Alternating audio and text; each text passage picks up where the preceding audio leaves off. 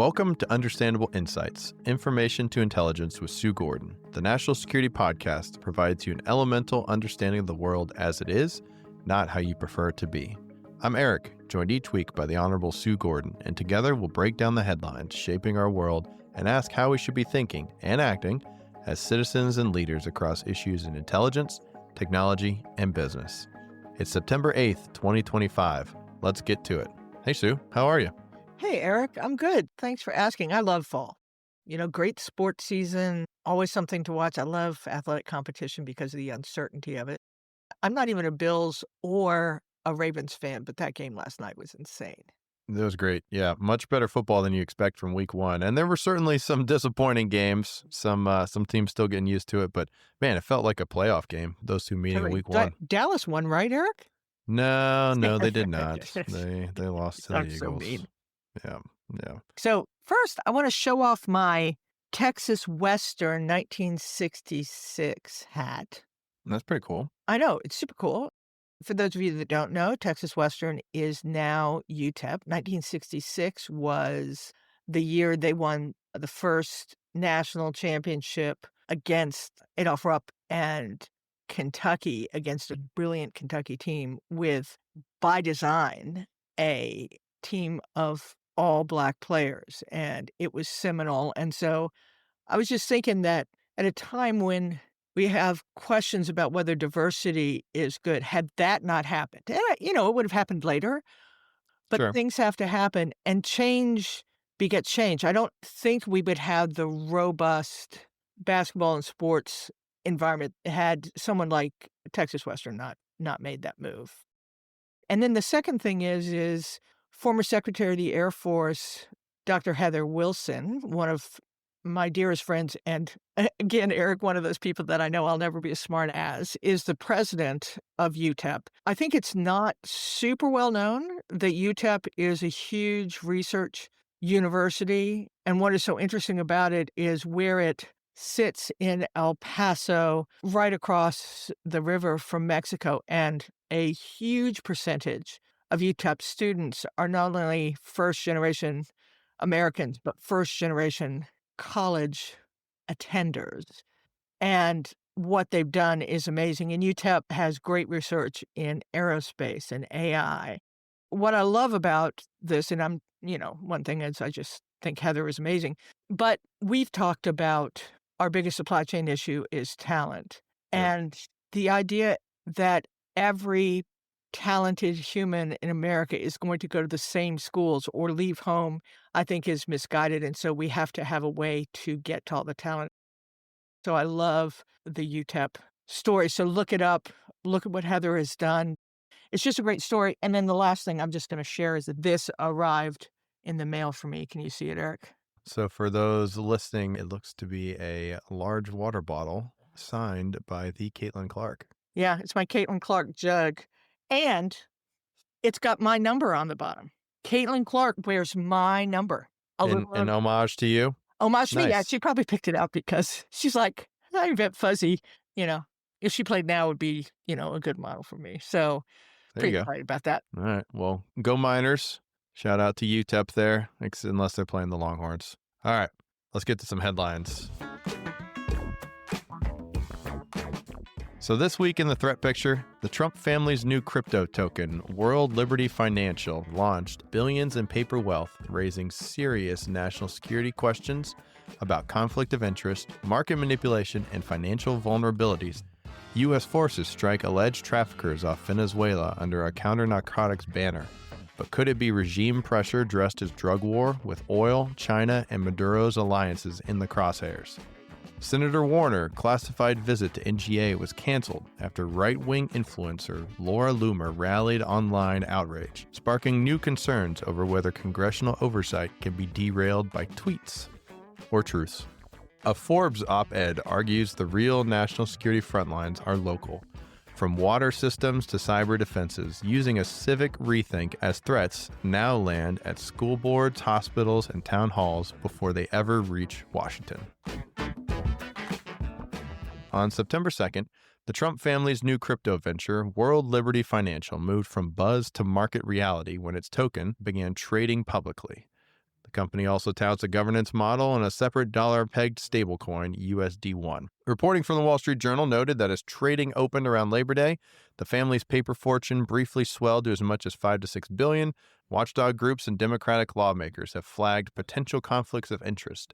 A sitting president actively promoting crypto policy while his family controls and benefits from a major token and related products. The White House rejects those claims, saying neither the president nor his family has engaged or will engage in conflicts. Meanwhile, the Genius Act, signed in July, set the first federal rules for stablecoin. So, obviously, a very fine line here, Sue, with potential conflicts of interests. Beyond the ethics, what are some of the national security stakes that you see here between, we talked a little bit before about illicit finance, foreign influence, and especially when the first family is effectively a market-moving crypto issuer? So before we put aside the ethics conflict of interest, I would be a lot happier if there was any discussion at all about what the theory behind the case of digital currencies, cryptocurrencies was, that it would be briefed to our oversight committees and that we understood where this was. So we'll come back to that.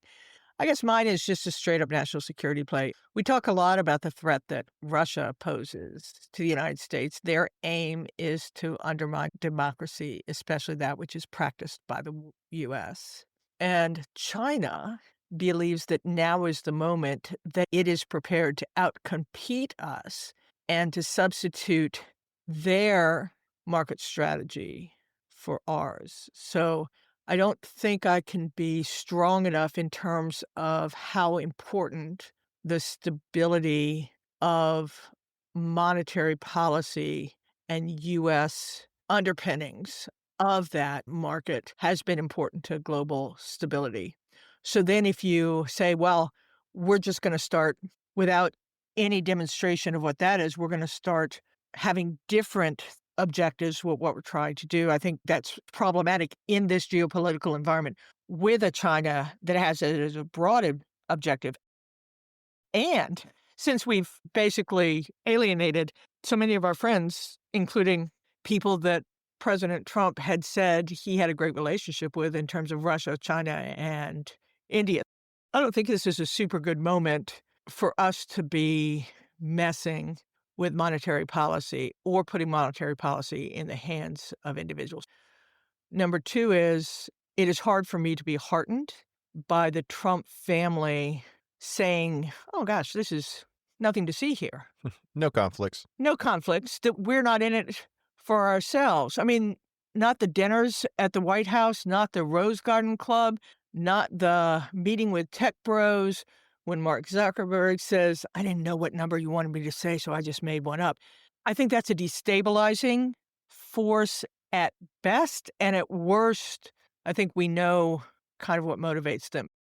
I think this is playing with fire. This is going to be a theme throughout today's episode, Eric. Where the heck is Congress? There is so much that depends on checks and balances. It's important to the United States. It's important to world geopolitical stability. We have demonstration of that. We have an adversary that has made it clear that they want to take over this role.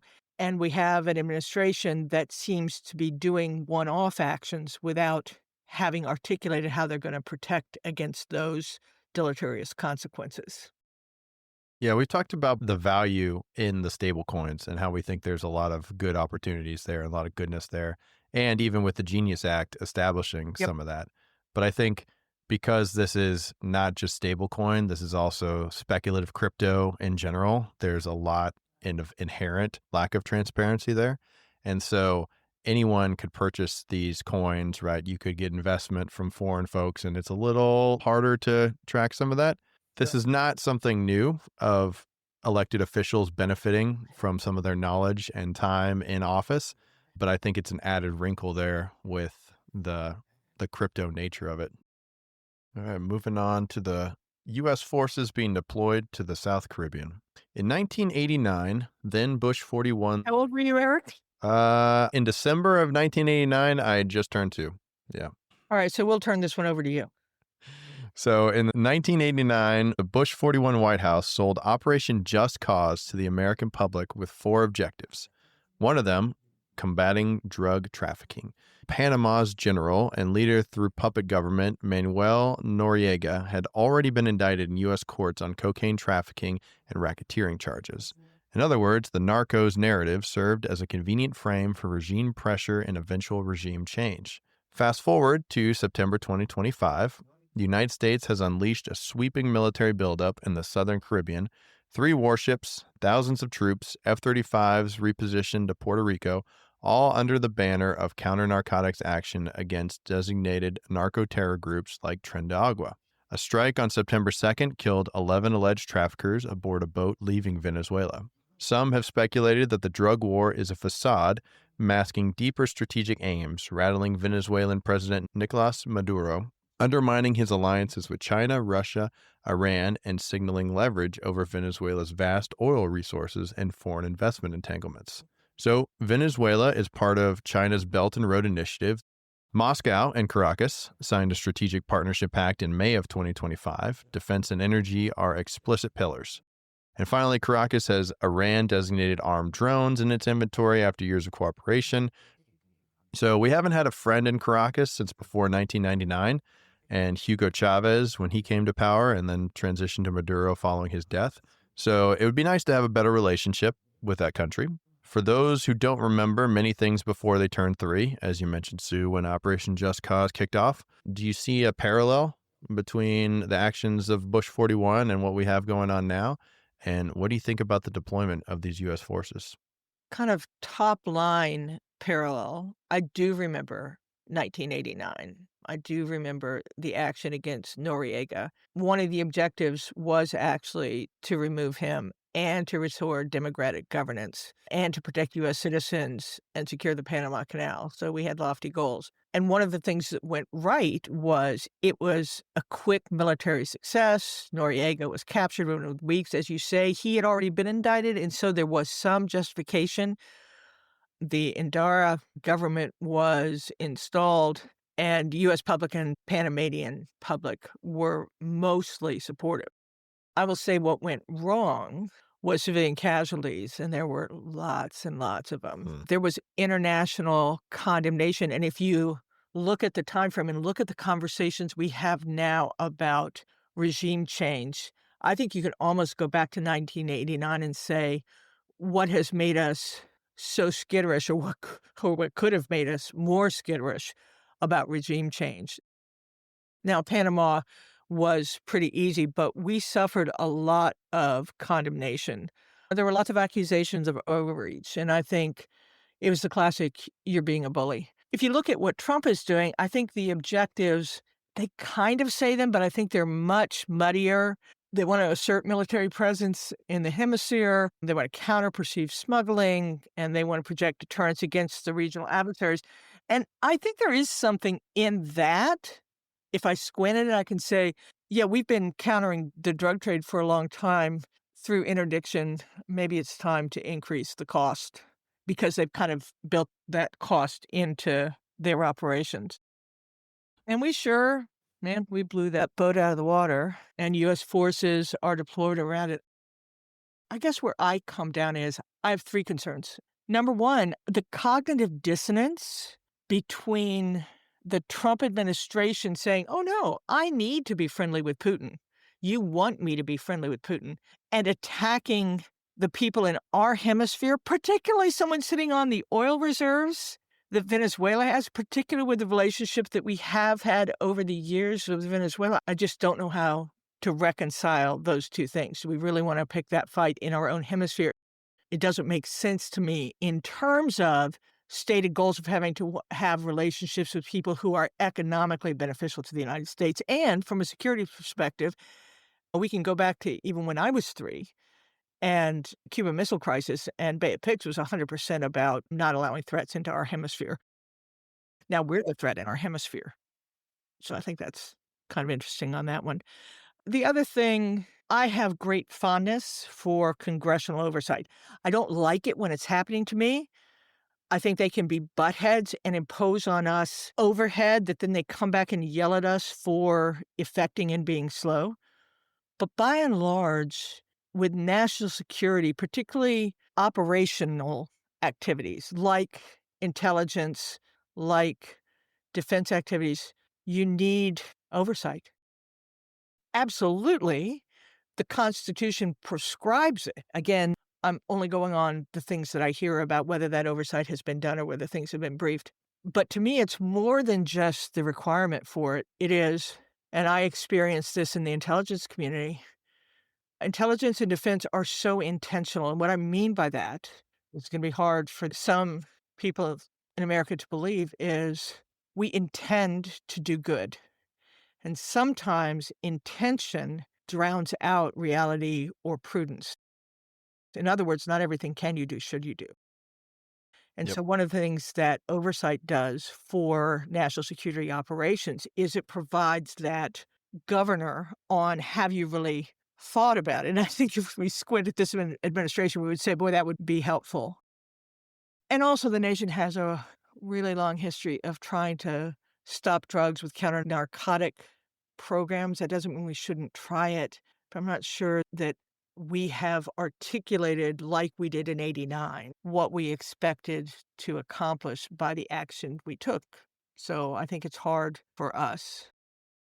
I love your point about nice to have a friend in the hemisphere, but I think before we get there, we need to do some looking at what was our objective, how did we articulate it, how do we measure it, and did it meet both national and international standards? And we seem to have a hard time with this, whether it was the bombing of Iran or this, right? It's just trust me, it was the right thing to do. And without articulation of the objectives, pretty hard to measure whether those objectives were met. So do I think the free world ends on this? No. Do I think it serves our national reputation well? No.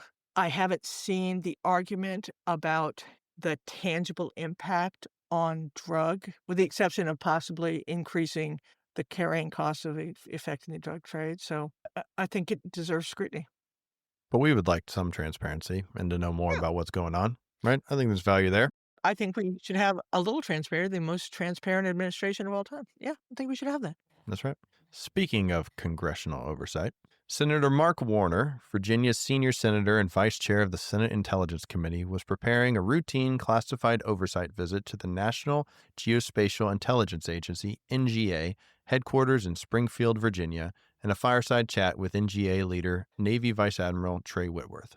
But the visit was canceled, not due to any conflict in Congress, but because far-right activist Laura Loomer discovered the meeting online and blasted it on social media, accusing Warner and Vice Admiral Whitworth of anti-Trump bias. Loomer proudly claimed credit, calling it, quote, Loomered. Warner likened this to authoritarian overreach, asking, is congressional oversight dead? He warned that allowing fringe influencers to dictate whether lawmakers can fulfill their constitutional mandate is a dangerous precedent, especially when the agency is literally part of his home state and his constituents. So, Sue, as a veteran of the National Geospatial Intelligence Agency yourself and a former resident of the Commonwealth of Virginia, what are your thoughts about this? Yeah, Mark Warner is one of the great overseers on the Senate Select Committee on Intelligence and historically has had a great relationship, whether he was the chairman or whether he was the ranking member. And the Senate Select Committee on Intelligence has long been considered the most apolitical of any. And so Mark has been a great member of oversight. And his background, big tech guy, he's neither easy nor cheap, but he is well-intended. He does put you through paces. I remember when I was the director of the Information Operations Center, was the first time I had in Cave back in the, I'm going to say 2007, had him over for same thing, a tour and a fireside chat. The number of issues that we solved because of the things that we understood together, not agreed on everything together, was really in the nation's interest. So that's one. The second thing Mark has been terrific at is he has been a great representative of the women and men who are his constituents. In a government shutdown, he is incredibly communicative to his constituents. So that's the backdrop of him coming out to the National Geospatial Intelligence Agency, which, by the way, of all the intelligence agencies, is one of the ones that has the most diverse, openly useful, impactful missions because what it does is imagery and mapping. And there's something kind of incontrovertible about your ability to show what's happening without just straight up assessment. And so this notion that somebody just decides that this can't happen, it's Looney Tunes and it's destructive. Looney Tunes? It is Looney Tunes. It's destructive. And what does she know? Right? Did she go and have a meeting with Mark and say, what are you going to talk about? Like, these people are the ones who are politicizing it. And what they're doing is they're painting others who typically do their national security job apolitically. It's like, I fear you do protest too much. So incredibly damaging. And now they just announced that Trey Whitworth is going to be leaving NGA. Now, really Oh, great really? person is going to succeed him, Lieutenant General Bradenshire. So I don't know if that was already in the offing. But this is yet another where you have someone who, based on a top-line belief buttressed by no knowledge, is affecting our security. And, as you and I talked last week in our bonus episode, you're affecting real humans. And the cruelty of that and the absoluteness of it is ridiculous. But Mark Warner, remember in my confirmation hearing, he put me through my paces, and then the chairman said, well, Mark, if you're not going to ask her the tough enough questions, I'm going to have to go in. Mark is motivated by national security. He is also a politician, but he separates those two things when he leaps into the fray with us. And Eric, since I've left government, I have made it a point to not besmirch individuals when I wasn't part of the decision they made. But for someone who holds no position, who cannot be held accountable, to do things that affect national security, I just think we need to call out. Yeah, she could say whatever she wants, and to call out and to question this is absolutely valid. Yeah. But then they say, well, he's going to do oversight, and these are constituents. Like, okay, well, that makes sense. Let's go have a talk. Maybe we need to put together a panel at NGA. Mark Warner, Senator Tom Cotton of Arkansas. Yeah. And Admiral Whitworth can moderate it. Yeah, I think that's been one of the problems. I love that you said that, is in the first Trump administration, the Senate Select Committee with Mark Warner and Richard Burr, and then Mark Warner and Marco Rubio, were really effective as a two-party leadership of the Senate Select Committee on Intelligence. During that same first Trump administration, the House Permanent Select Committee on Intelligence was a train wreck. They erected walls between their working spaces. You couldn't get... Literal silos. Yeah. You couldn't get a meeting with one, and no one wants a meeting with one side unless you can't get a meeting with both sides. You're taking a storyline that, in my experience, isn't true. You're affecting it with no knowledge, and you're damaging the intelligence product, and that's really hard for me. Well, I'm sure we'll be talking about this again and following this story. Last week, we talked a lot about rural America, and specifically with farming and agriculture with respect to national security. National security used to mean tanks, troops, and territory. But as Lauren Buida, a former national security analyst and CEO at Girl Security, a nonprofit building the future of national security, writes in Forbes last week, that old map doesn't fit the terrain anymore. Today's threats, pandemics, cyber attacks, supply chain failures, they don't wait for a declaration of war. Her point, cities don't just absorb the impact, they're part of the defense. They operate the infrastructure, hold the workforce, and house the people most vulnerable to disinformation and disruption. And if we keep thinking of national security as something, quote, federal, we'll keep missing the front lines. Ms. Buida makes the case that security is about systems, not just soldiers or Marines, and that includes public trust. And that takes us back to a theme we explored last week. Trust is grown locally, whether it's on a family farm in Iowa or in a crowded clinic on Chicago's South Side. People know what safety feels like. It's food on the table, clean water, reliable power, and the confidence that their community won't be left behind when disaster strikes. So, what did you make of this idea of the diluted definition of national security? If everything is a priority, nothing is a priority, right? And have we been guilty in this podcast of piling too many things into that bucket of national security? Yeah, as a general rule, if everything's important, nothing's important. And I think you and I have been trying, as we've gone through the episodes, to remind ourselves what we think we're doing, which is talking about security issues that affect Americans and putting them in Yeah. context. And so it's conceivable we've been a little dilutive. I think we're finding our way. I'm thinking about Lauren's article, and I really encourage you to read it. I encourage you to follow Lauren and Eric. Maybe we'll have Lauren come on and talk with us. I think the pandemic should have taught us, and before that, terrorism should have taught us that almost all security threats end up being locally impactful, particularly in a modern world. The pandemic, boy, that was felt in cities and towns everywhere. And because we didn't have focus on supply chain or know what the supply chain issues were, or know what was important, and know where we needed to get information or how we share information, because we had been so centralized in how we thought about national security, I think we didn't do very well on those two things. To me, the war on terror and the pandemic should have taught us, and I think so that's what you and I try and embrace, is this notion that national security, when it fails, is locally felt. And in a digitally connected world where economics and cyber and talent and supply chain are real considerations, I think that makes it okay to me that we are trying to get from big security issues to local impact.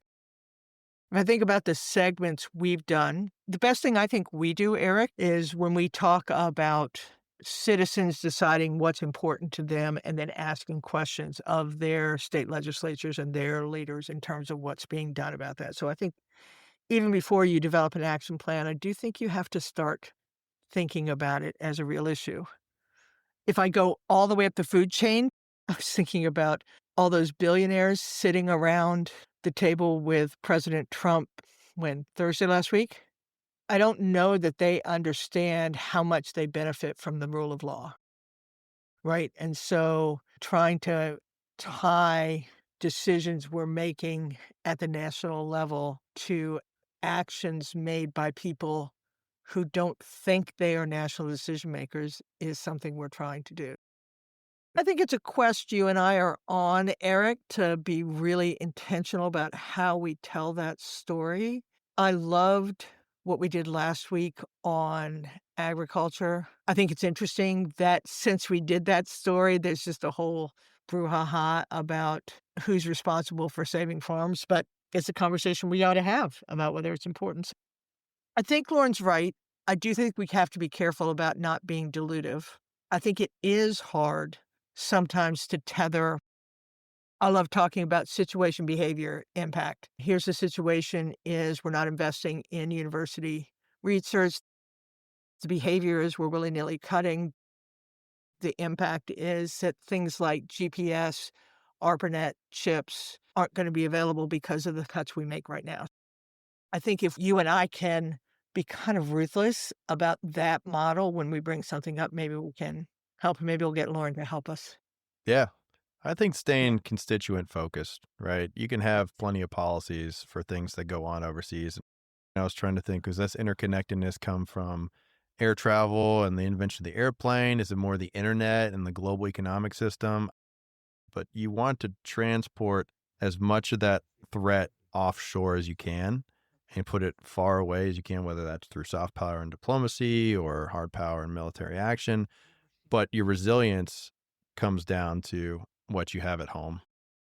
So you think about the decisions we made in the 90s and in early 2000s about offshoring foundational capabilities of communications because we wanted the high revenue things and we were going to offshore. You say that in a free and fair global economy, there's a sense to that. And then, well, bam.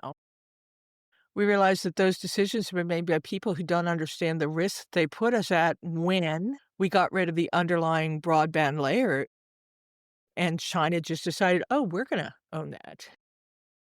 And last week we talked about Yeah. China buying up land. We could have talked about China buying up spectrum. And so back to this Sure. point of trying to articulate, and plus I need to hear the song again, Eric, so maybe we'll come to it soon. These big national security issues, how do we articulate who the national security decision makers are, and how do we get them to be wise enough to make them even when statute and policy isn't enough?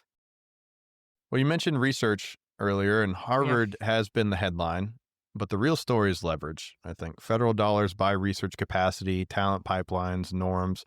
You pull those dollars abruptly, and you don't just punish Harvard, you shock the local economies, slow the long horizon science and some of the things that they had in work, and then you limit the national labs, partner ecosystem. And then you've also noted before the three things the government's good at, right? Big problems, long time horizons, and deep pockets. And that's the logic for federal research. So we've talked about mRNA platforms before, decades of NIH and DoD or now DOW support before COVID, GPS, the early internet, and classic staples like Tang and Velcro. Markets are phenomenal at sprints. Democracies win the marathons. And so basic research is a marathon, and cities and universities are some of our tracks to develop a lot of that really instrumental stuff. Can you elaborate a little bit more on what you think the implications are to cuts to research? The same criticism that I have of DOGE, of the heads of our departments, and quite frankly, even some of the topics we talked about today, is it is not obvious to me that there's an articulation of where you're trying to go, right? Just because science isn't super important to you doesn't mean it's not important to Lauren's definition of national security. And I think you and I have talked about this many times from biomedical and public health. We've talked about mRNA, computing and digital infrastructure. That came out of ARPA. I think Google is adorable to be super proud of themselves, but they basically built on the work of the Department of Defense. Space and Earth Science. I think I gave this example before. When we decided to toss satellites up into space to see what was going on over the horizon and invested in imaging, the mammograms that save millions came from the investment in image processing that was a result of the national security investment. And it's not that the scientists change, it's like who's going to make the investment. I don't know if we've talked about In-Q-Tel in any depth, Eric, but In-Q-Tel in 1999 was a new way to take advantage of the speed of the commercial sector and the reality that they weren't gonna invest in things that were hard to do. And so that tension between speed and purpose is something that has really served us well. Agriculture and food security, energy and environment. We won the Cold War because of science. And we had good science because we had immigrants. I mean, just there's a whole thing here. I'm not saying that all research done by every university hasn't drifted. I'm not saying that all national security leaders are looking over time to make sure that they're not just continuing work that is no longer yielding expected results. We should always be incredibly mindful of the dollars that the American people give to the government. But my worry is, especially in research, is that if you're too myopic or if your president is a businessman and you have a businessman view of what's valuable, you can start making some serious mistakes. And again, the downstream effect Yeah. is huge. Some of the concern is they're taking federal dollars, right? Harvard has plenty of their own money, Right. right? They've got one of the best Totally. endowments around, but they're taking federal funds, and as a result, they should be subject to federal rules. But how valuable is that counter opinion or that counter indication when you're talking about preventing groupthink and thinking outside the box and developing new solutions? I don't know about you, Eric, but when your only metric is that something works, that narrows your vision of what you try and do. There are audacious things, audacious problems that we need to solve. I mean, what's going on in space right now is so interesting in terms of the audacious problems about if what we're worried about is nuclear weapons, what are the ways that we are able to actually positively identify something that is nefarious on orbit? That's a hard problem. And if you're like, yeah, but you better in 2 years have something that works, you're going to have something that works, whether it's something that delivers the outcome. So, this tension between how much to be done and how much you need it to do is, I think, where research at its best. And that tension between national security and universities and commercial is where we have great advantage. Listen, we spend too much money as a federal government. Yep. Totally do, and there are days when I say, "Just cut the federal budget in half and let's start again." The problem is with the workforce we're left with right now, I'm not sure that we'd get to the outcome we wanted. I'm not sure that the people that are in place are the ones that have the vision that we need, but I'm not anti-fiscal conservatism. I am concerned that if you can take no risks, you won't be prepared. And this is something that the government is good at. It's what our dollars are good at. Companies, Google, Uber, name it, go make a buck off of it. But let's make sure that it's not ungoverned. Yeah. I think also cutting funding just because it's someone who doesn't agree with you is incredibly short-sighted as well. Because that's part of the value of the universities and the higher education in this country is develop diversity of opinion. And I guess that's the bad D word, right? But diversity of opinion sharpens your own beliefs, right? One of the best things you can do to establish your own beliefs is to go debate someone who disagrees with you, and they'll either A, introduce you to something new and you'll think about the problem differently, or it'll reaffirm what you've already believed, and maybe you'll spread some of your knowledge to someone else too. Yeah, this is diving into too much of the Sue Gordon story, but We like your anecdotes. I'm a third kid of a naval officer. Man, we were raised on father's best and leave it to Beaver. There was right and wrong. Good people did this. Bad people did that. Good people never smoked or drank. Bad people smoked and drank. And because I revered my family, and thank goodness for the foundation they gave me, that's kind of where I went trundling off to Duke, right? As this very kind of good and bad one way about thinking of the world. And then the weirdest thing happened is that I met people who I What? liked. I know, and who were smart and who were different from me, and I married one of them.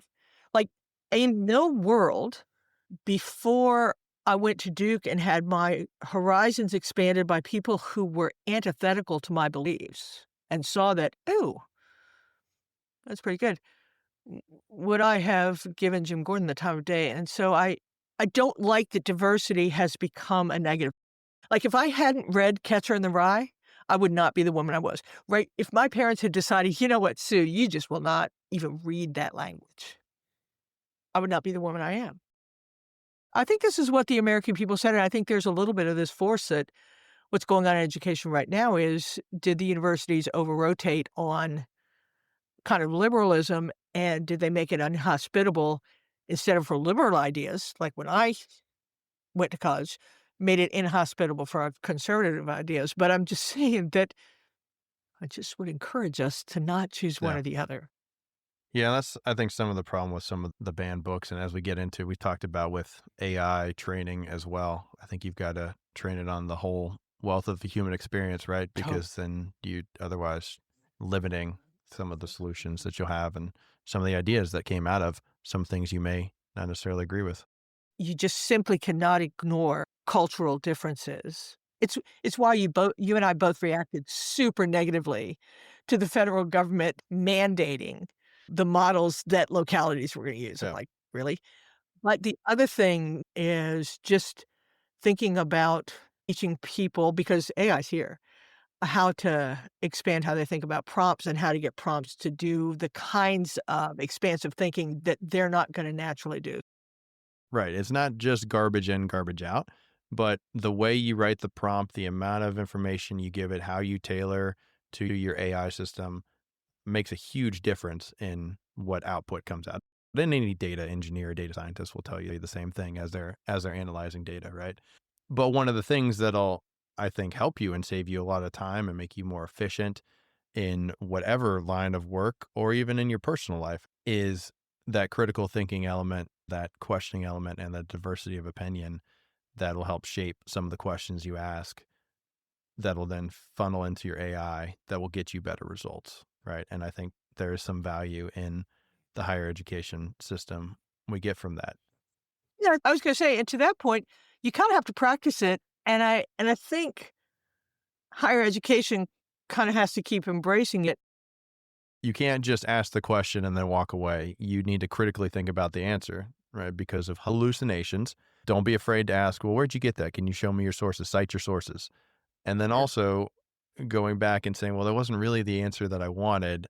Maybe I need to change my question, turn the mirror back around. And even though the AI didn't give me the response that I wanted, let me reshape that, continue down this thread, or refine my prompts to get better. Let's get back to Lauren's article a little bit and get your thoughts on some of her aspect of gender safety and civic participation. So she talked a little bit about if women and girls don't feel safe on transit, online, or on campus, your city loses labor, leadership, and legitimacy.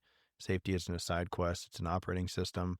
And I think that talks a little bit of what you brought out in the open about reaching talent where they're at, right? And some of these folks who are very talented individuals, but may not be willing to relocate geographically because of proximity to family or just the other barriers associated with cost and new to community, not knowing anyone. They're not wanting to leave El Paso or Juarez or Chicago South Side in the case of Lauren. What are your thoughts there on some of her safety and infrastructure thoughts and meeting people where they're at?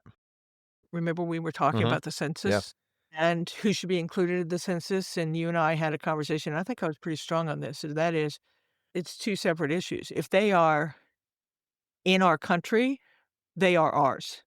They are ours. We have responsibility. We can do other things. We can have a better immigration policy. We can clean up the streets. We can do things. But the idea that we are going to choose winners and losers in terms of safety, relevance, decency, I think is antithetical to who we are as a nation. The trend with women right now, I try really hard not to ascribe intent if I wasn't in the room when decisions were made.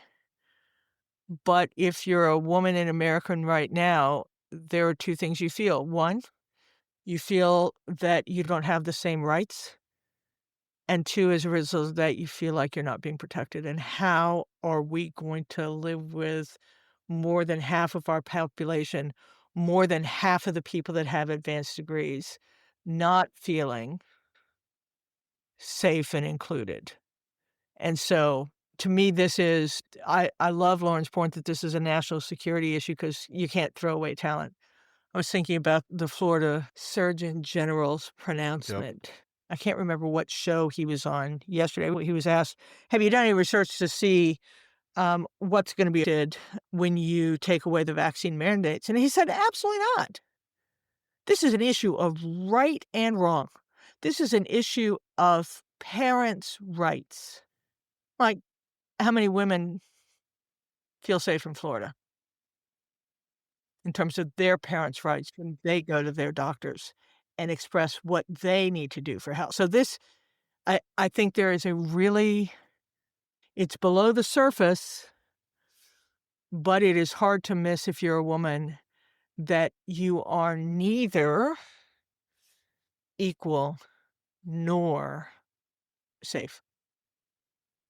And I don't like the word protected because I don't you know, you. I don't need a guy to protect me. It's craziness, right? It's craziness, and it's going backwards, and again, we need all the talent. We want anyone who has desire and everyone who has ability to be able to succeed. What is confusing about that?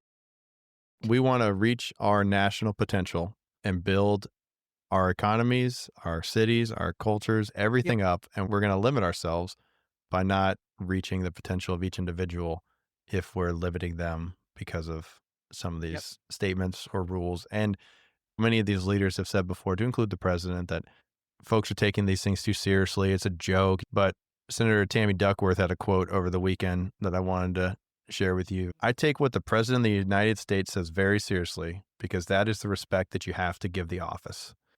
And I think you've said that before about our leaders, recognizing the role you have, even though you may have your personal beliefs, but how's that going to make everyone else feel perceived or actual? So moving on then, last week we talked about the Chinese meetup with Russia, India, North Korea. I think a lot of those guys were expected to be there, but Indian Prime Minister getting cozy with China is, as you mentioned, Sue, a little bit more concerning. So worth our country paying a little bit more attention to. Yeah, I think that's just kind of burble below the surface. I mean, the truth is, on one level, we all need each other. The question is, from each person's perspective, how do you secure the future we want? What happened last week was a little bit what I've been afraid of, is that the world order has broken. And China and Russia have reestablished themselves, and the U.S. is trying to figure out, wait, what? Wait, what happened? And I think that's problematic. I think free and open societies are looking for the U.S. to establish a position. I'd be more okay with pivoting away from India. I don't think that's a great idea. But if we were filling that vacuum with a pivot towards Africa or a pivot towards Brazil or more emerging economies, if we're not really doing much in the way of soft power projection, right, as we talked about. And Right. then also last week, jobs growth cooling. I think no one should be surprised by that. What are you watching this week? One, I think this assault on data and truth and science is really problematic. Right? It's a little bit of, if nothing is trustworthy, how do you trust anything? And that's kind of always been the thing we've depended on. I'm watching Chicago.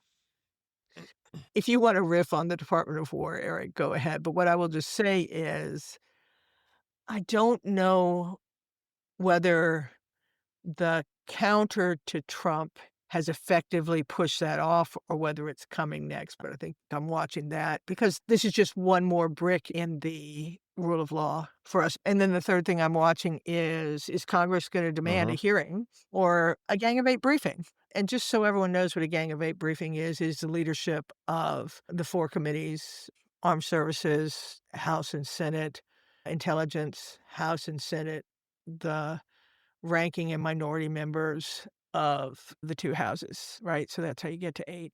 I think that has to come to light. I don't know anything about the North Korea escapade that just came out. I happened to miss that when I was in the D&I, but I think writ large, this question of, is Congress going to insist on its oversight role? And I don't even know what to say about RFK. Yeah, was that an example of good oversight of those guys grilling him?